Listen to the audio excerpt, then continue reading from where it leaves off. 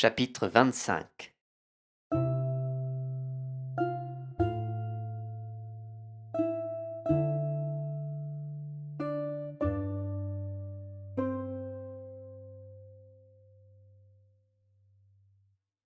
Les hommes, Dit le petit prince.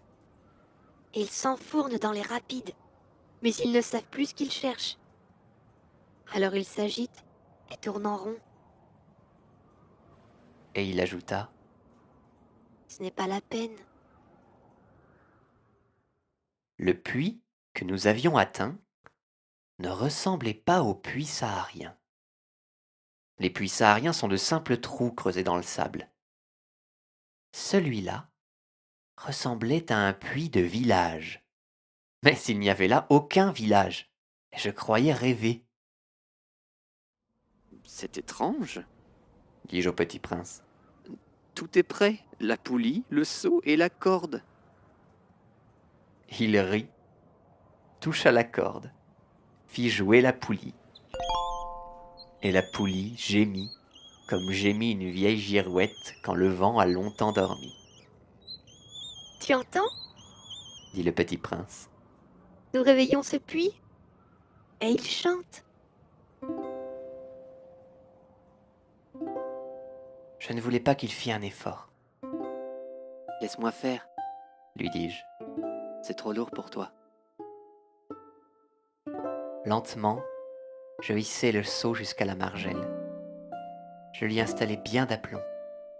Dans mes oreilles durait le chant de la poulie, et, dans l'eau qui tremblait encore, je voyais trembler le soleil, J'ai soif de cette eau-là. dit le petit prince. Donne-moi à boire. Et je compris ce qu'il avait cherché. Je soulevai le seau jusqu'à ses lèvres. Il but, les yeux fermés. C'était doux comme une fête. Cette eau était bien autre chose qu'un aliment. Elle était née de la marche sous les étoiles, du chant de la poulie, de l'effort de mes bras. Elle était bonne pour le cœur, comme un cadeau. Lorsque j'étais petit garçon, la lumière de l'arbre de Noël, la musique de la messe de minuit, la douceur des sourires faisaient ainsi tout le rayonnement du cadeau de Noël que je recevais.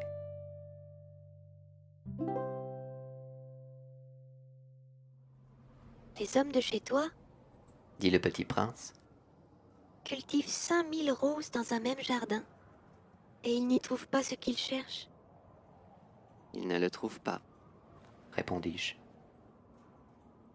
Et cependant, ce qu'ils cherchent pourrait être trouvé dans une seule rose ou un peu d'eau. Bien sûr. Répondis-je. Et le petit prince ajouta. Mais les yeux sont aveugles. Il faut chercher avec le cœur. J'avais bu. Je respirais bien.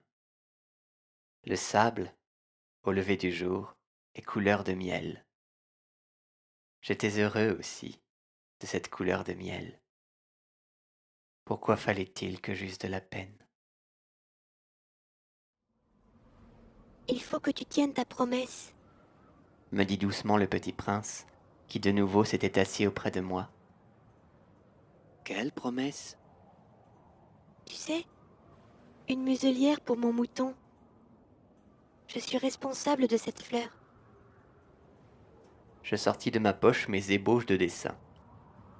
Le petit prince les aperçut et dit en riant. Tes baobabs, ils ressemblent un peu à des choux. Oh!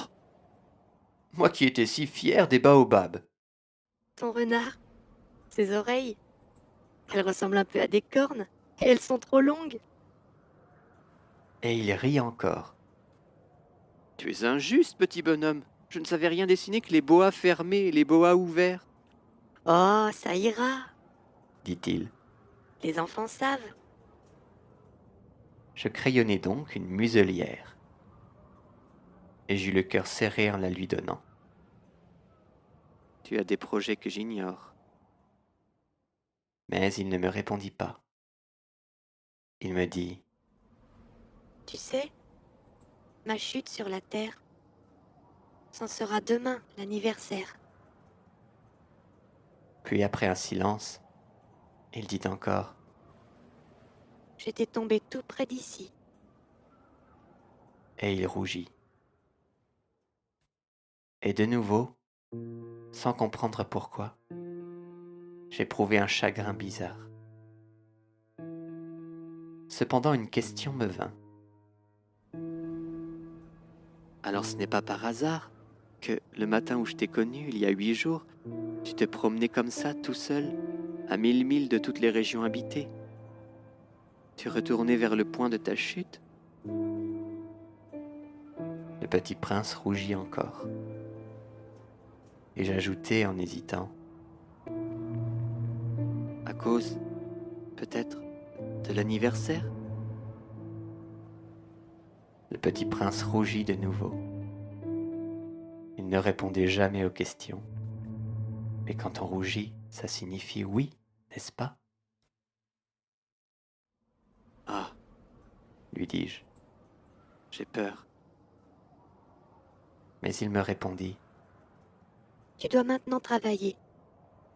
Tu dois repartir vers ta machine. Je t'attends ici. Reviens demain soir. mais je n'étais pas rassuré. Je me souvenais du renard. On risque de pleurer un peu si l'on s'est laissé apprivoiser.